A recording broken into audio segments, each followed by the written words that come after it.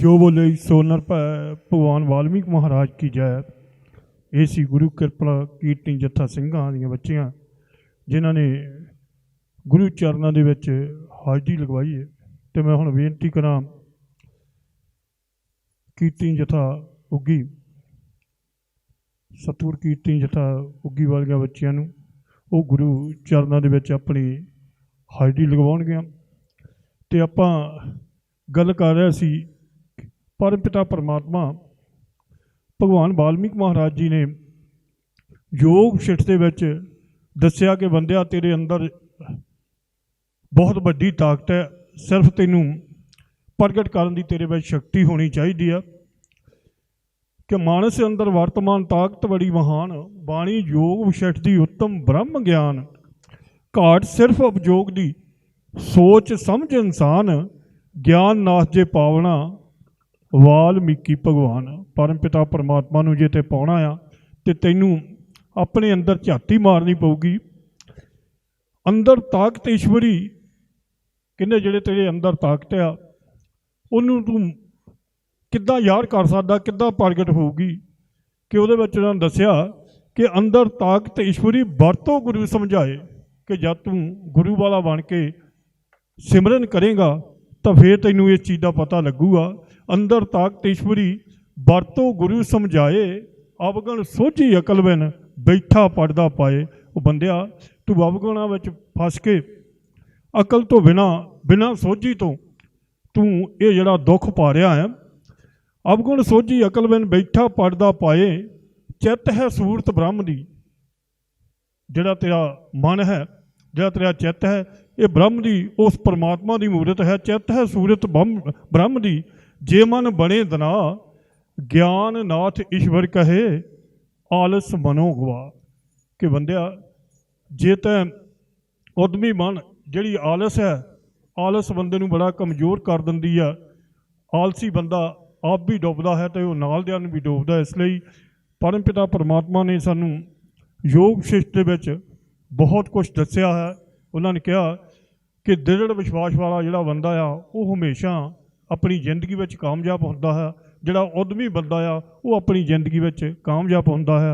लो गुरु चरणों के विच हाजरी लगा रही हैं गुरु सतगुरु कीर्तन जथा उगी। जो बोले सो निरपैर भगवान वाल्मीकि महाराज जी की जय। जो बोले सो निरपैर भगवान वाल्मीकि महाराज जी की जय। ना दिन विसरे ना रात तू ना विसरे तू ना विसरे। ना दिन विसरे ना रात तू ना विसरे तू ना विसरे। ना दिन विसरे ना रात तू ना विसरे तू ना विसरे। ना दिन विसरे ना रात तू ना विसरे तू ना विसरे। विसरना ही दाता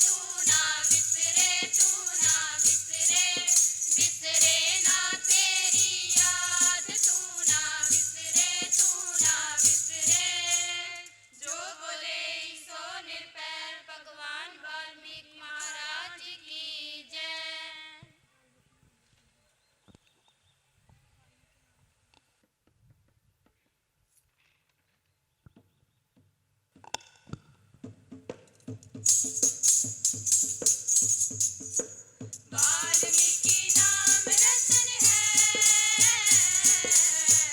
जिन पाया तो बड़ भागा। वाल्मीकि नाम रतन है,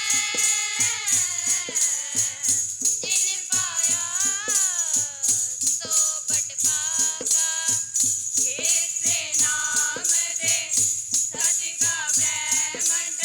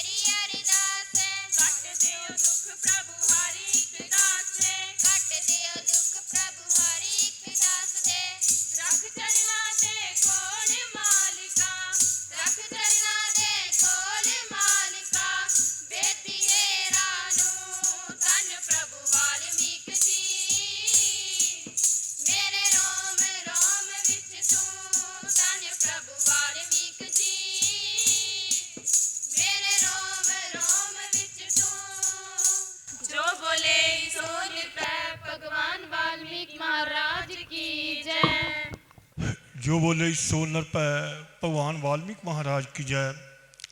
धन धन सतगुरु गुरु ज्ञाननाथ महाराज की जय। स्वामी लाल नाथ महाराज की जय। वाल जोगी बाबा प्रगटनाथ महाराज की जय।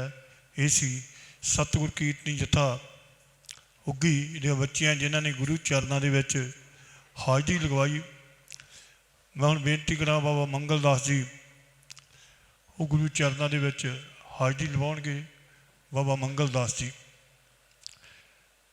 सत्संग जी कि परम पिता परमात्मा भगवान वाल्मीकि महाराज की कृपा कि अज जो बाबा प्रगटनाथ जी महाराज ने सत्संगां दा शुरू किया उहदे विच बहुत सारिया संगतां जिन्हां ने अपना जीवन नूं बदलिया। ये बच्चियां भी इस डेरे की उपजया क्योंकि इत्थे सेवा करदियां आण के अज सेवा करदियां करदियां परमात्मा की कृपा हुई कि संगतां नूं ज्ञान देण योग इन्हां नूं परमात्मा ने बनाया। परमात्मा अगे अरदास करदे कि परमात्मा इन्हां बच्चियां ते इन्हां नूं होर समत्या बख्शी ताकि ये तुहाडे नाम की होर सेवा कर सकन। जो बोले सो निरभै भगवान वाल्मीकि महाराज की जय। जो बोले सो निरभै। श्री श्री 108 सतगुरु ज्ञाननाथ जी महाराज की। सतगुरु स्वामी लालनाथ जी महाराज की। सतगुरु बालयोगी प्रगटनाथ जी महाराज की।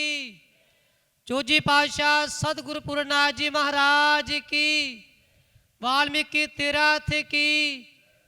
सर्वत साध संगत की। जो बोले सो निरभै भगवान वाल्मीकि महाराज की जय। श्री श्री 108 साहब सतगुरु ज्ञाननाथ महाराज की जय। रब दे प्यारिओ धन धन सतगुरु वाल्मीकि जी महाराज उन्हां दी पावन बाणी श्री योग वशिष्ठ महाराज दा आप सारिया संगतां अंम੍ਰਿਤ ਵੇਲੇ ਤੋਂ श्रवण कर रहे हो। ते धन धन सतगुरु ज्ञाननाथ महाराज जी कलयुग के अवतार उन्हां दे चरण सेवक स्वामी लालनाथ जी महाराज जिन्हें तप अस्थान नूं भाग लगे दबाबे दे विच। सतगुरां दी बाणी च फरमान है शब्द गुरु बिन बंदा एदां तीर्थ देवें विश्राम दे बाजों महापुरुषां तो शीस पुरुष नूं मिलदी नहीं प्रणाम दे बाजों। जे आपां संतां दे आके चरणा चुगांगे तो सानू असीस आशीर्वाद मिलना है। क्योंकि धन धन सतगुरु ज्ञाननाथ महाराज जी जो हरिद्वार गए कीर्तन किया गुरुआं ने तो बड़ा वधिया कीर्तन कर रहे सतगुरु ज्ञाननाथ महाराज जी। तो महापुरुषों ने पूछया कि तुहाडा गुरु कौन है, तुसीं कीर्तन बड़ा वधिया कर रहे हो। तो सतगुरु ज्ञाननाथ महाराज जी ने कह लगे कि साडा गुरु अकाल पुरख। तो महापुरुषों ने कहा कि महापुरुषो दुनिया ते लखा पीर पकंबर होए ने उन्होंने भी गुरु धारना की है तो तुसीं भी गुरु धारो। तो सतगुरु ज्ञाननाथ महाराज जी कह लगे भी सानूं दसो पूर्ण गुरु पूर्ण संत कित्थे ने। तो सतगुरु त्रिलोकीनाथ महाराज जी ने दस्या महाराज नूं कि पिंड दगोजा पाकिस्तान दे विच चले जाओ, उत्थे कलयुग दे अवतार श्री श्री 108 सतगुरु मुंशीनाथ महाराज जी बैठे ने जिन्होंने मरिया बच्चा जीवित किया है। त्रिलोकीनाथ महाराज ने दस्या सतगुरु ज्ञाननाथ महाराज जी महाराज को गए सतगुरु मुंशीनाथ महाराज कोल ते सतगुरु मुंशीनाथ महाराज को जा गुरु धारना की। ते सतगुरु ज्ञाननाथ महाराज जी 12 साल का तप उत्थे किया महाराज जी ने पिंड दगोजा दे विच। तो गुरु प्यारे साध संगत जी सानू देन वाली देन भगवान का नाम देने वाले साहब सतगुरु ज्ञाननाथ महाराज जी उन्हां दी अवाड़ी उन्हां दी फुलवाड़ी नूं अज भाग लगे ने जो पावन वाल्मीकि तीर्थ जिथे सतगुरां ने बड़ी बंदगी की ਤੇ ਸਾਨੂੰ ਸਤਿਗੁਰਾਂ ਨੇ ਮਹਾਂਪੁਰਸ਼ਾਂ ਨੇ ਪਾਵਨ ਵਾਲਮੀਕੀ ਤੀਰਥ ਦਿੱਤਾ ਬਣਾ ਕੇ, ਤੇ ਆ ਦੂਸਰਾ ਤੀਰਥ ਦਿੱਤਾ ਮਹਾਰਾਜ ਨੇ ਦਬਾਬੇ 'ਚ ਬਣਾ ਕੇ। ਤੇ ਇਸ ਕਰਕੇ ਬੇਨਤੀ ਹੈ ਰੱਬ ਦੇ ਪਿਆਰਿਓ ਕਿ ਬਾਣੇ ਨਾਲ ਜੁੜੋ। ਜਿਹੜਾ ਬੰਦਾ ਬਾਣੇ ਨਾਲ ਜੁੜ ਗਿਆ, ਮਹਾਂਪੁਰਸ਼ਾਂ ਨਾਲ ਜੁੜ ਗਿਆ, ਉਹ ਭਾਵ ਸਾਗਰ ਆ। ਸਤਿਗੁਰੂ ਗਿਆਨਨਾਥ ਮਹਾਰਾਜ ਜੀ ਬਾਣੀ 'ਚ ਫਰਮਾਨ ਕਰਦੇ ਨੇ ਕਿ ਨਾਮ ਸਹਾਰਾ ਜੀਵ ਦਾ, ਨਾਮ ਨਾਲ ਉਸ ਦੇ ਪਾਸ ਪੂਰਨ ਉਸ ਮਨੁੱਖ ਦਾ ਨਰਕਾਂ ਅੰਦਰ ਵਾਸ। ਜਿਤੇ ਕੋ ਨਾਮ ਨਹੀਂ, ਸ਼ਬਦ ਨਾਮ ਦੀ ਦਾਤ ਲਓ ਸਾ ਮਹਾਂਪੁਰਸ਼ਾਂ ਕੋਲੋਂ ਕਿ ਪੂਰਨ ਸੰਤ ਪੂਰਨ ਸਾਧੂ ਬਿਨਾਂ ਭਾਗਾ ਤੋਂ ਨਹੀਂ ਮਿਲਦੇ, ਬਿਨਾਂ ਕਰਮਾਂ ਤੋਂ ਨਹੀਂ ਮਿਲਦੇ। ਕਿ ਤੁਹਾਡੇ ਭਾਗ ਬਹੁਤ ਚੰਗੇ ਨੇ ਜੋ ਮਹਾਂਪੁਰਸ਼ਾਂ ਦੇ ਚੱਲਣੇ ਲੱਗ ਰਹੇ ਹੋ। ਕਿਉਂਕਿ ਸਾਹਿਬ ਸਤਿਗੁਰੂ ਗਿਆਨਨਾਥ ਮਹਾਰਾਜ ਜੀ ਭਗਵਾਨ ਵਾਲਮੀਕ ਮਰ ਦੀ ਜੋਤ ਹੈ। ਕਿ ਸਤਿਗੁਰੂ ਗਿਆਨਨਾਥ ਮਹਾਰਾਜ ਜੀ ਨੇ ਪਾਵਨ ਵਾਲਮੀਕੀ ਤੀਰਥ ਨੂੰ ਆਜ਼ਾਦ ਕਰਵਾਇਆ, ਔਰ ਸਤਿਗੁਰਾਂ ਨੇ ਦਿੱਤਾ ਬਣਵਾ ਕੇ ਤੀਰਥ ਨੂੰ। ਤੇ ਬੇਨਤੀ ਹੈ ਸਾਰੀਆਂ ਸੰਗਤਾਂ ਨੂੰ ਕਿ ਜਿਨ੍ਹਾਂ ਨੇ ਹਲੇ ਤੱਕ ਗੁਰ ਸ਼ਬਦ ਨਹੀਂ ਲਿਆ, ਉਹਨਾਂ ਨੂੰ ਬੇਨਤੀ ਹੈ ਕਿ ਸ਼ਬਦ ਲਓ ਔਰ ਆਪਣਾ ਜਿਹੜਾ ਜੀਵਨ ਆ ਇਹ ਸਫਲਾ ਕਰੋ। ਕਿਉਂਕਿ ਸ਼ਬਦ ਤੋਂ ਬਿਨਾਂ ਜਨਮ ਅਧੂਰਾ ਹੈ। ਜਨਮ ਆਪਾਂ ਲਿਆ ਹੈ, ਆਪਣੀ ਆਜੂ 40-45 ਸਾਲ ਦੀ ਹੋ ਚੁੱਕੀ ਹੈ, ਲੇਕਿਨ ਜਦੋਂ ਸ਼ਬਦ ਲੈਂਦਾ ਇਨਸਾਨ, ਜਦੋਂ ਗੁਰੂ ਵਾਲਾ ਹੁੰਦਾ ਉਦੋਂ ਦਾ ਜਨਮ ਹੁੰਦਾ ਹੈ। ਕਿ ਪੂਰਨ ਸੰਤ ਪੂਰਨ ਸਾਧੂ ਬਿਨਾਂ ਭਾਗਾ ਤੋਂ ਨਹੀਂ ਮਿਲਦੇ। ਇਸ ਕਰਕੇ ਬੇਨਤੀ ਹੈ ਸਾਰੀਆਂ ਸੰਗਤਾਂ ਦੇ ਚਰਨਾਂ ਦੇ ਵਿੱਚ ਕਿ ਵਹਿਮਾਂ ਭਰਮਾਂ ਨੂੰ ਛੱਡ ਦਿਓ, ਪਰਮ ਪਿਤਾ ਪਰਮਾਤਮਾ ਭਗਵਾਨ ਵਾਲਮੀਕ ਮਰ ਦੀ ਬਾਣੀ ਨਾਲ ਜੁੜ ਜਾਓ ਤਾਂ ਸਾਰਾ ਕੁਝ ਮਿਲਦਾ ਹੈ। ਗੱਲ ਜੁੜਨ ਦੀ ਹੈ। ਵਹਿਮ ਨਾ ਕਰੋ, ਭਰਮ ਨਾ ਕਰੋ, ਅੰਮ੍ਰਿਤ ਵੇਲੇ ਉੱਠ ਕੇ ਗੁਰੂ ਦਾ ਸ਼ਬਦ ਕਰੋ। ਸ਼ਬਦ ਗੁਰੂ ਬਿਨ ਬੰਦਾ ਏਦਾਂ ਤੀਰਥ ਜਿਵੇਂ ਵਿਸ਼ਰਾਮ ਦੇ ਬਾਝੋਂ ਮਹਾਂਪੁਰਸ਼ਾਂ ਤੋਂ ਸ਼ੀਸ਼ ਪੁਰਸ਼ ਨੂੰ ਮਿਲਦੀ ਨਹੀਂ ਪ੍ਰਣਾਮ ਦੇ ਬਾਝੋਂ। ਕਿ ਮਹਾਂਪੁਰਸ਼ਾਂ ਦੇ ਕੋਲੋਂ ਸ਼ਬਦ ਲਓ ਔਰ ਉਹਦੀ ਆਰਾਧਨਾ ਕਰੋ। ਤੇ ਗੁਰੂ ਪਿਆਰੀ ਸਾਧ ਸੰਗਤ ਜੀ, ਜਦੋਂ ਸਾਹਿਬ ਸਤਿਗੁਰੂ ਗਿਆਨਨਾਥ ਮਹਾਰਾਜ ਜੀ ਪਿੰਡ ਮੌੜਾਂ ਵਾਲੇ ਕਿਲੇ ਤੇ ਬੈਠੇ ਨੇ, 24 ਸਾਲ ਤਪ ਕੀਤਾ ਮਹਾਰਾਜ ਨੇ, 24 ਸਾਲ ਦਾ। ਤੇ ਸਾਰੇ ਦੇਵੀ ਦੇਵਤੇ ਆਏ ਉੱਥੇ, ਕਹਿੰਦੇ ਮਹਾਰਾਜ ਮੰਗੋ ਜੋ ਕੁਝ ਮੰਗਣਾ ਹੈ। ਤੇ ਸਤਿਗੁਰੂ ਗਿਆਨਨਾਥ ਮਹਾਰਾਜ ਜੀ ਕਹਿਣ ਲੱਗੇ ਕਿਹੜਾ ਤੁਹਾਨੂੰ ਭੇਜਦਾ ਏ ਉਹਨੂੰ ਭੇਜੋ। ਸਤਿਗੁਰਾਂ ਦੇ ਵਿੱਚ ਪਾਵਰ ਸੀ, ਸਤਿਗੁਰਾਂ ਦੇ ਵਿੱਚ ਅਭਿਆਸ ਸੀ। ਤੇ ਸਤਿਗੁਰੂ ਗਿਆਨਨਾਥ ਵਰਗੇ ਸਾਧੂ ਔਰ ਮਹਾਂਪੁਰਸ਼ ਵਿਰਾਜਮਾਨ ਨੇ ਗੱਦੀ 'ਚ, ਸਤਿਗੁਰੂ ਬਾਬਾ ਪ੍ਰਗਟ ਨਾਥ ਮਹਾਰਾਜ ਜੀ ਜਿਨ੍ਹਾਂ ਨੇ ਦਬਾਬੇ ਨੂੰ ਭਾਗ ਲਾਏ ਨੇ। ਤੇ ਧੰਨਵਾਦ ਹੈ ਸੰਗਤਾਂ ਦਾ ਵੀ, ਮਹਾਂਪੁਰਸ਼ਾਂ ਦਾ ਵੀ, ਜੋ ਸਾਡਾ ਪਰਮ ਪਿਤਾ ਪਰਮਾਤਮਾ ਭਗਵਾਨ ਵਾਲਮੀਕ ਮਹਾਰਾਜ ਸਾਡੇ ਕਲਾਂ ਦਾ ਗੁਰੂ ਨਹੀਂ ਹੈਗੇ। ਭਗਵਾਨ ਵਾਲਮੀਕ ਮਹਾਰਾਜ ਜਗਤ ਗੁਰੂ ਨੇ, ਉਹ ਜਗਤ ਦੇ ਗੁਰੂ ਨੇ। ਅੱਲਾ ਈਸ਼ਵਰ ਵਾਹਿਗੁਰੂ ਚਾਹੇ ਕਹੇ ਕੋ ਰਾਮ, ਮਾਲਕ ਸਭ ਦਾ ਏਕ ਹੈ ਪ੍ਰਭੂ ਵਾਲਮੀਕੀ ਭਗਵਾਨ। ਅੱਲਾ ਕੋ, ਵਾਹਿਗੁਰੂ ਕੋ, ਗੋਡ ਕੋ, ਪਰਮਾਤਮਾ ਇੱਕ ਹੈ। ਉਹ ਕਹਿੰਦਾ ਆਪੇ ਦੇਖੇ ਆਪ ਦਿਖਾਵੇ, ਆਪੇ ਨੂੰ ਆਪ ਮਨਾਇਆ, ਸ਼ਬਦ ਰੂਪ ਹੋ ਸ਼ਬਦ ਕਮਾਵੇ, ਗਿਆਨ ਰੂਪ ਹੋ ਸ਼ਬਦ ਸੰਭਾਵੇ। ਗੱਲ ਸ਼ਬਦ ਦੀ ਹੈ। ਸ਼ਬਦ ਨਾਲ ਧਰਤੀ ਹੋਈ, ਆਕਾਸ਼ ਹੋਇਆ ਹੈ। ਇਹ ਪਰਮਾਤਮਾ ਵਾਲਮੀਕੀ ਮਹਾਰਾਜ ਜੀ ਨੇ ਸ਼ਬਦ ਨਾਲ ਸਭ ਕੁਝ ਬ੍ਰਹਿਮੰਡ ਸਾਜਿਆ ਹੈ। ਸਤਿਗੁਰੂ ਗਿਆਨਨਾਥ ਮਹਾਰਾਜ ਦੀ ਬਾਣੀ 'ਚ ਫਰਮਾਨ ਹੈ ਕਿ ਅਰਬੰਗ ਖਰਬੰਗ ਧੰਦੂਕਾਰਾ, ਪ੍ਰਗਟ ਤੂੰ ਸੰਸਾਰ ਕੀਆ, उत्तर दक्षिण पूर्व पश्चिम पैदा तू गुलजार किया, 3 लोक का निर्माता तू ब्रह्मांड का निर्माण किया। ब्रह्मांड बनाने वाले परमात्मा भगवान वाल्मीकि महाराज जी ने, चलाने वाले भी परमात्मा वाल्मीकि महाराज जी ने। ते गुरु ज्ञाननाथ महाराज जी दी आपां देन जिहड़ी आ बहुत वड्डी समाज नूं आ, और सतगुरां दी देन वड्डी देन है समाज नूं।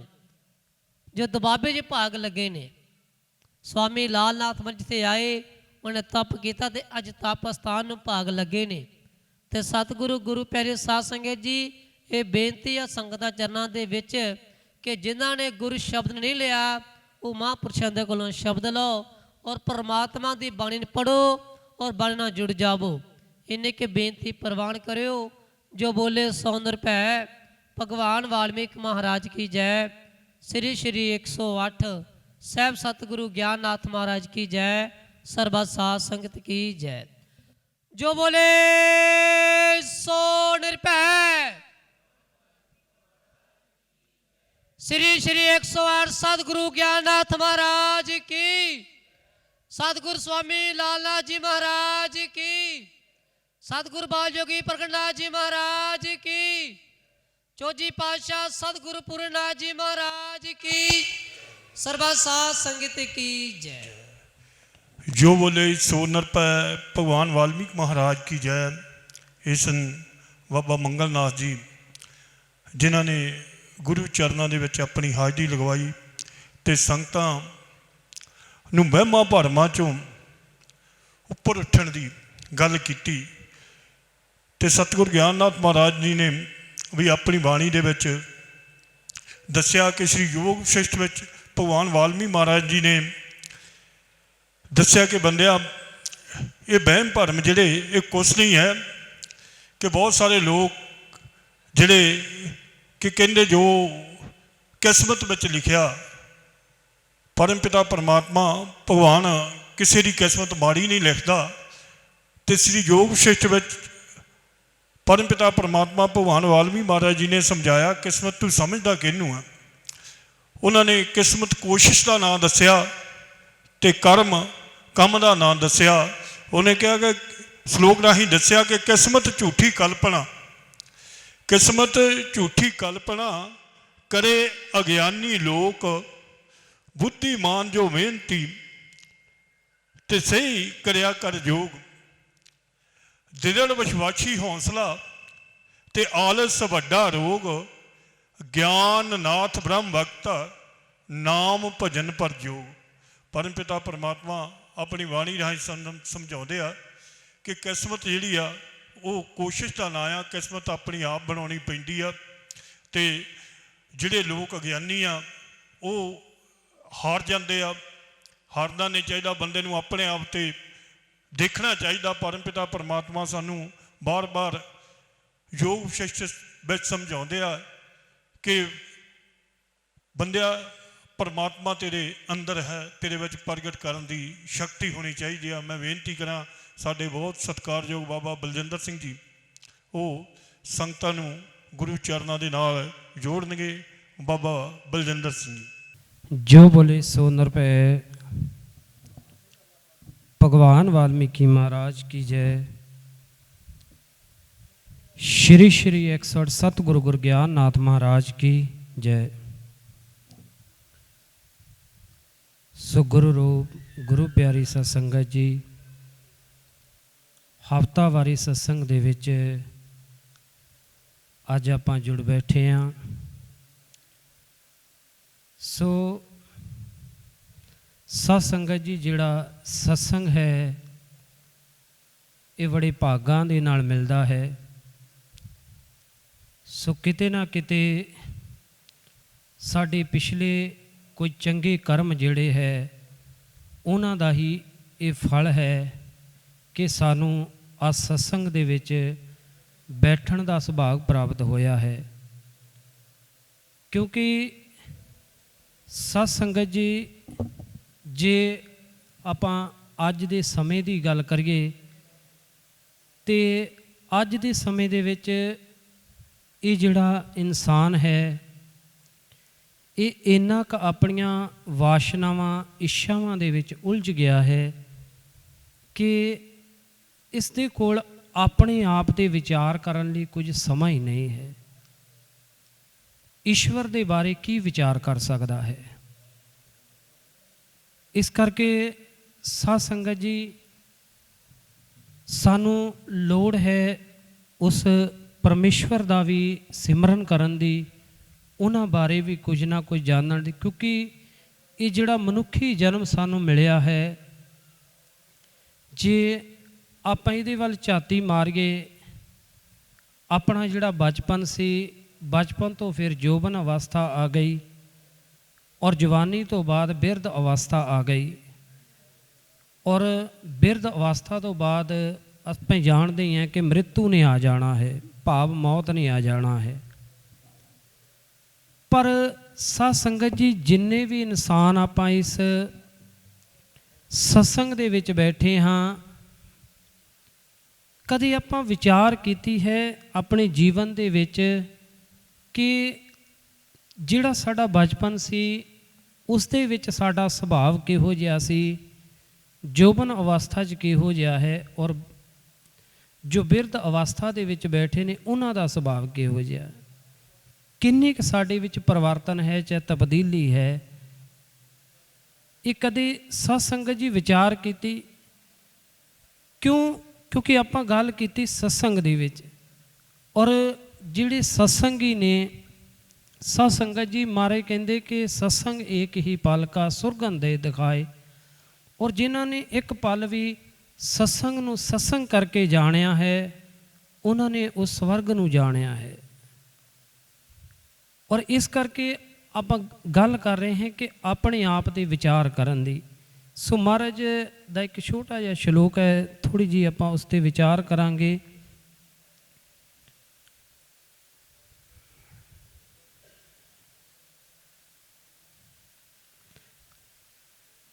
ਤ੍ਰਿਸ਼ਨਾ ਤੇ ਸ਼ਲੋਕ ਆ ਸਾਧ ਸੰਗਤ ਜੀ। ਸੋ ਮਹਾਰਾਜ ਪਾਵਨ ਬਾਣੀ ਮਹਾਰਮਹਿ ਸ਼੍ਰੀ ਯੁਕਤ ਸਾਹਿਬ ਦੇ ਵਿੱਚ ਲਿਖਦੇ ਨੇ ਕਿ ਹੇ ਬੇਟਾ ਭਾਰਤਵਾਜ, ਤ੍ਰਿਸ਼ਨਾ रूपी अंकुर का घटाना और बढ़ाना अपने ही अधीन है। भाव जिहड़ी साडी तृष्णा है ਉਹਦਾ ਘਟਾਉਣਾ ਤੇ ਉਹਦਾ ਵਧਾਉਣਾ ਉਹ ਸਾਡੇ ਹੀ ਅਧੀਨ ਹੈ, ਸਾਡੇ ਹੀ ਹੱਥ ਹੈ। ਔਰ ਮਹਾਰਾਜ ਅੱਗੇ ਵੀ ਲਿਖਦੇ ਨੇ कि हे बेटा भारतवाज, तृष्णा रूपी अंकुर का बढ़ाना और घटाना अपने ही अधीन है। और जो अंकुर को जल दीजिए तो बढ़ जाती है, और जो जल ना दीजिए तो जल जाती है। और फुरने रूपी जल देने से तृष्णा रूपी अंकुर बढ़ता ही है। सो साध संगत जी, ਮਹਾਰਾਜ ਇਸ ਭਾਰਤਵਾਜ ਦੇ ਮਾਧਿਅਮ ਰਾਹੀਂ ਸਾਨੂੰ ਸਾਰਿਆਂ ਨੂੰ ਸਮਝਾਉਣ ਦੀ ਕੋਸ਼ਿਸ਼ ਕਰਦੇ ਨੇ ਕਿ ਜਿਹੜੀ ਤ੍ਰਿਸ਼ਨਾ ਹੈ ਇਹਦਾ ਜਿਹੜਾ ਵਧਾਉਣਾ ਹੈ ਚਾਹੇ ਘਟਾਉਣਾ ਹੈ, ਇਹ ਸਾਡੇ ਹੀ ਹੱਥ ਹੈ। ਔਰ ਸਾਧ ਸੰਗਤ ਜੀ, ਮਹਾਰਾਜ ਨੇ ਜਿਹੜਾ ਸਤਸੰਗ ਦਾ ਰੁਤਬਾ ਹੈ ਉਹ ਬਹੁਤ ਉੱਚਾ ਬਖਸ਼ਿਆ ਹੈ। ਕਿਉਂਕਿ ਸਤਸੰਗ ਦੇ ਵਿੱਚ ਕੀ ਹੁੰਦਾ ਹੈ ਸਾਧ ਸੰਗਤ ਜੀ, ਜਿਵੇਂ ਅਸੀਂ ਵੀ ਬਾਣੀ 'ਤੇ ਵਿਚਾਰ ਕਰਦੇ ਹਾਂ, ਬਾਣੀ ਨੂੰ ਪੜ੍ਹਦੇ ਹਾਂ, ਔਰ ਬਾਣੀ ਦੇ ਵਿੱਚੋਂ ਹੀ ਆਪ ਸਭ ਦੇ ਨਾਲ ਵਿਚਾਰ ਕਰ ਰਹੇ ਹਾਂ। ਔਰ ਦੂਸਰੇ ਪਾਸੇ ਆਪਾਂ ਆਪਣੇ ਗੁਰੂ ਜੀ ਬਾਰੇ ਦੇਖੀਏ, ਸਤਿਗੁਰੂ ਬਾਲ ਜੋਗੀ ਪ੍ਰਗਟ ਨਾਥ ਜੀ ਮਹਾਰਾਜ, ਜਿਨ੍ਹਾਂ ਨੇ ਵੀ ਬਾਣੀ 'ਤੇ ਬਹੁਤ ਜ਼ਿਆਦਾ ਜਿਹੜੀ ਵਿਚਾਰ ਕੀਤੀ ਹੈ, ਔਰ ਉਹਨਾਂ 'ਤੇ ਬਹੁਤ ਜ਼ਿਆਦਾ ਪ੍ਰਯੋਗ ਕੀਤਾ, ਜਿਵੇਂ ਪ੍ਰੈਕਟੀਕਲ ਕੀਤੇ ਹੈਗੇ। ਔਰ ਸਾਧ ਸੰਗਤ ਜੀ, ਸਾਡੇ ਵਿੱਚ ਜਿਹੜੀ ਆਪਾਂ ਤ੍ਰਿਸ਼ਨਾ ਦੀ ਗੱਲ ਕਰ ਰਹੇ ਹਾਂ, ਤ੍ਰਿਸ਼ਨਾ ਜਿਹੜੀ ਹੈ ਸਾਡੇ 'ਚ, ਈਰਖਾ ਜਿਹੜੀ ਹੈ, ਉਹਦਾ ਜਿਹੜਾ ਵਧਾਉਣਾ ਅਤੇ ਘਟਾਉਣਾ ਜਿਹੜਾ ਹੈ, ਮਹਾਰਾਜ ਕਹਿੰਦੇ ਕਿ ਸਾਡੇ ਹੀ ਹੱਥ ਹੈ। ਔਰ ਜਿਹੜਾ ਆਪਾਂ ਗੱਲ ਕਰਦੇ ਕਿ ਸਤਸੰਗ ਦੇ ਵਿੱਚ ਜਿਹੜਾ ਜੀਵ ਆਉਂਦਾ ਹੈ, ਕਦੇ ਉਹਨੇ ਵਿਚਾਰ ਕੀਤੀ ਕਿ ਉਹਦੀ ਜਿਹੜੀ ਈਰਖਾ ਹੈ ਜਾਂ ਤ੍ਰਿਸ਼ਨਾ ਹੈ ਉਹ ਘਟੀ ਹੈ ਜਾਂ ਵਧੀ ਹੈ? ਕਿਉਂਕਿ ਸਤ ਸੰਗਤ ਜੀ, ਜੇ ਅਸੀਂ ਸਤਸੰਗ ਦੇ ਵਿੱਚ ਇਕਾਗਰ ਹੋ ਕੇ ਬੈਠਾਂਗੇ, ਮਹਾਰਾਜ ਜੀ ਦੀ ਬਾਣੀ ਨੂੰ ਪੜ੍ਹਾਂਗੇ, ਉਹਦੇ ਨਾਲ ਹੀ ਇਹ ਸਾਡੀ ਤ੍ਰਿਸ਼ਨਾ ਘਟੇਗੀ। ਛੋਟੀ ਜਿਹੀ ਉਦਾਹਰਨ ਦਿੰਦਾ ਗੀਤਾ ਦੇ ਵਿੱਚੋਂ। ਕਹਿੰਦੇ ਕਿ ਜਦੋਂ ਗੁਰੂ ਦਰੋਣਾਚਾਰੀਆ ਨਾ ਕੌਰਵਾਂ ਅਤੇ ਪਾਂਡਵਾਂ ਨੂੰ ਪੜ੍ਹਾ ਰਿਹਾ ਸੀ, ਉਸ ਸਮੇਂ ਨਾ ਉਹਦਾ ਪਹਿਲਾ ਹੀ ਜਿਹੜਾ ਗਿਆਨ ਸੀਗਾ, ਪਹਿਲਾ ਜਿਹੜਾ ਲੈਸਨ ਸੀਗਾ, ਉਹ ਇਹੀ ਸੀਗਾ ਕਿ ਸੱਚ ਬੋਲਣਾ। ਔਰ ਜੇ ਆਪਾਂ ਉਹਨਾਂ ਵਾਂਗੂ ਪੜ੍ਹੀਏ, ਜਿਵੇਂ ਮਹਾਰਾਜ ਦੱਸਦੇ ਨੇ ਕਿ ਬਾਕੀ ਜਿਵੇਂ ਦੁਰਯੋਧਨ ਵੀ ਉਸ ਕਲਾਸ ਦੇ ਵਿੱਚ ਬੈਠਾ ਸੀ, ਅਰਜੁਨ ਵੀ ਬੈਠਾ ਸੀ, ਸਾਰੇ ਜਣੇ ਉਸ ਕਲਾਸ ਦੇ ਵਿੱਚ ਬੈਠੇ ਸਨ। ਔਰ ਉਹ ਲੈਸਨ ਨੂੰ ਪੜ੍ਹ ਕੇ ਅੱਗੇ ਚਲੇ ਗਏ। ਪਰ ਜਿਹੜਾ ਧ੍ਰਿਤਰਾਸ਼ਟ ਸੀ ਪਾਂਡਵਾਂ ਦਾ ਸਭ ਤੋਂ ਵੱਡਾ ਭਰਾ, ਉਹ ਪਹਿਲੇ ਲੈਸਨ ਤੇ ਹੀ ਬੈਠਾ ਰਿਹਾ। ਔਰ ਗੁਰੂ ਦਰੋਣਾਚਾਰੀਆ ਨੂੰ ਜਦੋਂ 14-15 ਦਿਨ ਹੋ ਗਏ, ਉਸੇ ਚੀਜ਼ ਤੇ ਹੀ ਉਹ ਜਿਹੜਾ ਧ੍ਰਿਤਰਾਸ਼ਟ ਉਸੇ ਚੀਜ਼ ਤੇ ਹੀ ਬੈਠਾ ਹੈ, ਬਾਕੀ ਸਾਰੇ ਅਗਲੇ ਲੈਸਨਾਂ ਤੇ ਚਲੇ ਗਏ। ਉਹਨਾਂ ਨੇ ਪੁੱਛਿਆ ਉਹਨਾਂ ਨੂੰ ਕਿ ਅੜਚਨ ਕੀ ਹੈ, ਪ੍ਰੋਬਲਮ ਕੀ ਹੈ ਤੈਨੂੰ ਕਿ ਤੂੰ ਪਹਿਲੇ ਲੈਸਨ ਤੇ ਬੈਠਾ ਵਾ। ਤੇ ਸਤ ਸੰਗਤ ਜੀ ਧਿਆਨ ਦੇਣਾ, ਉਸ ਸਮੇਂ ਧ੍ਰਿਤਰਾਸ਼ਟ ਨੇ ਕੀ ਕਿਹਾ, ਉਹ ਕਹਿੰਦਾ ਕਿ ਜਿਵੇਂ ਜਿਹੜਾ ਲੈਸਨ ਹੈ ਪਹਿਲਾ ਉਹ ਹੈ ਸੱਚ ਬੋਲੋ। ਖਾਲੀ ਇਹ ਗੱਲ ਨੂੰ ਕਹਿ ਦੇਣਾ ਕਿ ਸੱਚ ਬੋਲੋ ਔਰ ਅੱਗੇ ਚੱਲ ਜਾਣਾ। ਜੇ ਇਸੇ ਤਰ੍ਹਾਂ ਹੁੰਦਾ ਤਾਂ ਕਹਿੰਦਾ ਮੈਂ ਵੀ ਅੱਗੇ ਚੱਲ ਜਾਣਾ ਹੈ। ਪਰ ਉਹ ਉਸ ਚੀਜ਼ ਨੂੰ ਆਪਣੇ ਜੀਵਨ ਦੇ ਵਿੱਚ ਵੀ ਢਾਲ ਰਿਹਾ ਸੀ। ਉਸਨੇ ਉਹ 14 ਦਿਨ ਦੇ ਵਿੱਚ ਬਾਰ-ਬਾਰ ਇਹ ਅਭਿਆਸ ਕੀਤਾ ਕਿ ਹਮੇਸ਼ਾ ਸੱਚ ਬੋਲਿਆ ਜਾਵੇ। ਇਸੇ ਕਰਕੇ ਉਹ ਪਹਿਲੇ ਲੈਸਨ 'ਤੇ ਅਟਕਿਆ ਹੋਇਆ ਸੀ। ਔਰ ਇਸ ਕਰਕੇ ਸਾਧ ਸੰਗਤ ਜੀ ਆਪਾਂ ਵੀ ਬਾਰ-ਬਾਰ ਇਹ ਵਿਚਾਰ ਕਰਦੇ ਕਿ ਆਪਾਂ ਸਤਸੰਗ ਦੇ ਵਿੱਚ ਆਏ ਹਾਂ, ਇੱਥੋਂ ਜ਼ਰੂਰ ਕੁਝ ਸਿੱਖ ਕੇ ਜਾਈਏ ਔਰ ਜੇ ਕੁਝ ਸਾਨੂੰ ਚੰਗਾ ਸਿੱਖਣ ਨੂੰ ਮਿਲਿਆ ਹੈ ਉਸ ਨੂੰ ਜੀਵਨ ਦੇ ਵਿੱਚ ਵੀ ਅਪਣਾਈਏ। ਸਤਸੰਗ ਦਾ ਮਹੱਤਵ ਇਹੀ ਹੈ ਕਿ ਜੇ ਕੁਝ ਸਾਨੂੰ ਸਿੱਖਣ ਨੂੰ ਮਿਲਿਆ ਹੈ ਉਹਨੂੰ ਜੀਵਨ ਦੇ ਵਿੱਚ ਵੀ ਅਪਣਾਈਏ, ਤਾਂ ਕਿ ਅਸੀਂ ਵੀ ਉਸ ਚੀਜ਼ 'ਤੇ ਇੱਕ ਪ੍ਰਯੋਗ, ਇੱਕ ਪ੍ਰੈਕਟੀਕਲੀ ਕਰ ਸਕੀਏ ਕਿ ਵਾਕਈ ਇਹ ਗੱਲ ਸੱਚ ਹੈ ਜਾਂ ਝੂਠ ਹੈ। ਔਰ ਇਸ ਕਰਕੇ ਆਪਾਂ ਇਹੀ ਬੇਨਤੀ ਕਰਦੇ ਹੈਗੇ ਸਾਰੀਆਂ ਸੰਗਤਾਂ ਨੂੰ ਕਿ ਜਦ ਵੀ ਕੋਈ ਬੁਲਾਰਾ ਬਾਣੀ 'ਤੇ ਵਿਚਾਰ ਕਰ ਰਿਹਾ ਹੁੰਦਾ, ਉਸ ਨੂੰ ਇਕਾਗਰ ਹੋ ਕੇ ਸੁਣਿਆ ਕਰੋ, ਤਾਂ ਕਿ ਸਾਡਾ ਵੀ ਜਿਹੜਾ ਜੀਵਨ ਹੈ ਉਹ ਕਿਤੇ ਨਾ ਕਿਤੇ ਮੋੜ ਲਵੇ, ਤਾਂ ਕਿ ਅਸੀਂ ਵੀ ਆਪਣੇ ਜੀਵਨ ਦੇ ਵਿੱਚ ਕੁਝ ਜਾਗਰਤ ਹੋਈਏ, ਗਿਆਨਵਾਨ ਹੋਈਏ, ਸੋਝੀਵਾਨ ਹੋਈਏ। ਕਿਉਂਕਿ ਸਤ ਸੰਗਤ ਜੀ ਸਤਸੰਗ ਦੇ ਵਿੱਚ ਆਉਣਾ ਉਹਨਾਂ ਦਾ ਹੀ ਸਫਲ ਹੈ ਜਿਹੜੇ ਕੁਝ ਸਿੱਖ ਕੇ ਜਾਂਦੇ ਨੇ ਔਰ ਸਿੱਖ ਕੇ ਜੀਵਨ ਦੇ ਵਿੱਚ ਵੀ ਅਪਣਾਉਂਦੇ ਨੇ। ਜਿਵੇਂ ਆਪਾਂ ਗੱਲ ਕੀਤੀ ਧ੍ਰਿਤਰਾਸ਼ਟ ਦੀ ਕਿ ਉਹਨਾਂ ਦਾ ਇਹ ਧਰਮ ਸੀਗਾ ਕਿ ਉਹ ਕਦੇ ਝੂਠ ਨਹੀਂ ਸੀ ਬੋਲਦੇ। ਮਰਦੇ ਦਮ ਤੱਕ ਉਹਨਾਂ ਨੇ ਇਸ ਚੀਜ਼ ਨੂੰ, ਆਪਣੇ ਧਰਮ ਨੂੰ ਅਪਣਾ ਕੇ ਰੱਖਿਆ। ਇਸ ਕਰਕੇ ਆਪਾਂ ਵੀ ਚਾਹੁੰਦੇ ਹੈਗੇ ਕਿ ਆਪਾਂ ਜੇ ਸਤਸੰਗ ਦੇ ਵਿੱਚੋਂ ਕੁਝ ਚੰਗੇ ਗੁਣ ਹੈ, ਜਿਹੜੇ ਸ਼ੁਭ ਗੁਣ ਹੈ, ਜਿਵੇਂ ਮਹਾਰਾਜ ਬਾਣੀ ਦੇ ਵਿੱਚ ਹੀ ਫਰਮਾਨ ਕਰਦੇ ਨੇ ਪਾਵਨ ਸ੍ਰੀ ਯੁਗ ਸਾਹਿਬ ਦੇ ਵਿੱਚ ਕਿ ਜਿਵੇਂ ਫੁੱਲਾਂ ਦੇ ਬਾਗ ਦੇ ਜਿਹੜਾ ਨਜ਼ਦੀਕ ਜਾਂਦਾ ਹੈ ਉਹ ਖੁਸ਼ਬੂ ਲੈਣੀ ਚਾਹਵੇ ਚਾਹੇ ਨਾ ਲੈਣੀ ਚਾਹਵੇ, ਖੁਸ਼ਬੂ ਉਹਨੂੰ ਆ ਹੀ ਜਾਂਦੀ ਹੈ।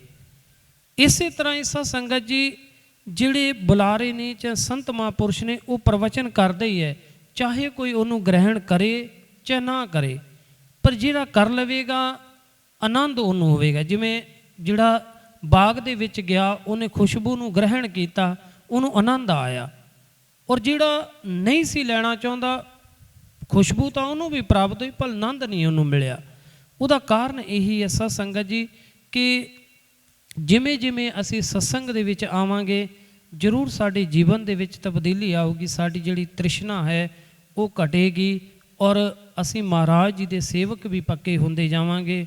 ਸੋ ਇਹਨਾਂ ਕਹਿੰਦੇ ਹੋਏ ਆਪ ਸਭ ਤੋਂ ਖੇਮਾ ਦੇ ਜਾਚਕਾਂ, ਜੇ ਕੁਝ ਦਾਸ ਕੋਲ ਬੋਲਦਿਆਂ ਗਲਤ ਬੋਲਿਆ ਗਿਆ ਹੋਵੇ ਤਾਂ ਦਾਸ ਖੇਮਾ ਦਾ ਜਾਚਕਾ, ਜੋ ਬੋਲੇ ਸੋ ਨਿਰਭੈ। ਭਗਵਾਨ ਵਾਲਮੀਕੀ ਮਹਾਰਾਜ ਕੀ ਜੈ। ਸ਼੍ਰੀ ਸ਼੍ਰੀ 108 ਸਤਿਗੁਰੂ ਗੁਰੂ ਗਿਆਨਨਾਥ ਮਹਾਰਾਜ ਕੀ ਜੈ। ਜੋ ਬੋਲੇ ਸੋ ਨਿਰਭੈ, ਭਗਵਾਨ ਵਾਲਮੀਕ ਮਹਾਰਾਜ ਕੀ ਜੈ। ਇਹ ਸੀ ਸਾਡੇ ਬਹੁਤ ਸਤਿਕਾਰਯੋਗ ਗੁਰੂ ਘਰ ਦੇ ਸੇਵਕ ਬਾਬਾ ਬਲਜਿੰਦਰ ਸਿੰਘ ਜੀ, ਜਿਨ੍ਹਾਂ ਨੇ ਸੰਗਤਾਂ ਨੂੰ ਗੁਰੂ ਬਾਣੀ ਦੇ ਨਾਲ ਜੋੜਿਆ। ਤੇ ਜਿੱਥੇ ਉਹਨਾਂ ਨੇ ਤ੍ਰਿਸ਼ਨਾ ਦੀ ਗੱਲ ਕੀਤੀ, ਉੱਥੇ ਨਾਲ ਨਾਲ ਸੱਚ ਦੀ ਗੱਲ ਕੀਤੀ ਕਿ ਸਤਸੰਗ ਦੇ ਜਿਹੜੇ ਅਸੀਂ ਬਚਨ ਬੋਲੇ ਜਾਂਦੇ ਆ, ਜਿੰਨਾ ਚਿਰ ਅਸੀਂ ਉਹਨੂੰ ਅਪਣਾਉਂਦੇ ਨਹੀਂਗੇ ਉਨਾ ਚਿਰ ਕੋਈ ਫਾਇਦਾ ਨਹੀਂਗਾ। ਕਿਉਂਕਿ ਸਾਨੂੰ ਜੇ ਅਸੀਂ ਸਤਸੰਗ ਵਿੱਚੋਂ ਆਉਂਦੇ ਹਾਂ ਤੇ ਸਾਨੂੰ ਆਪਣਾ ਮਨ ਜਿਹੜਾ ਆ ਉਹਨੂੰ ਸਤਸੰਗ ਦੇ ਵਿੱਚ ਜੋੜਨਾ ਚਾਹੀਦਾ। ਜੇ ਅਸੀਂ ਮਨ ਲਾ ਕੇ ਸਤਸੰਗ ਨੂੰ ਸੁਣਾਂਗੇ ਤਾਂ ਜ਼ਰੂਰ ਸਾਡਾ ਜਿਹੜਾ ਮਨ ਆ ਉਹ ਸ਼ਾਂਤ ਹੋਊਗਾ। ਸ਼ਲੋਕ ਰਾਹੀਂ ਸਾਨੂੰ ਸਮਝਾਉਂਦੇ ਆ ਮਹਾਰਾਜ ਕਿ ਜਿਸ ਮਨ ਪੂਰਨ ਸ਼ਾਂਤੀ, ਜਿਸ ਮਨ ਪੂਰਨ ਸ਼ਾਂਤੀ, ਸ਼ਾਂਤ ਹੈ ਸਾਰਾ ਰਾਜ, ਆਪਣੇ ਅੰਦਰ ਆਪ ਹੀ ਮਨ ਦਾ ਕਰੋ ਇਲਾਜ।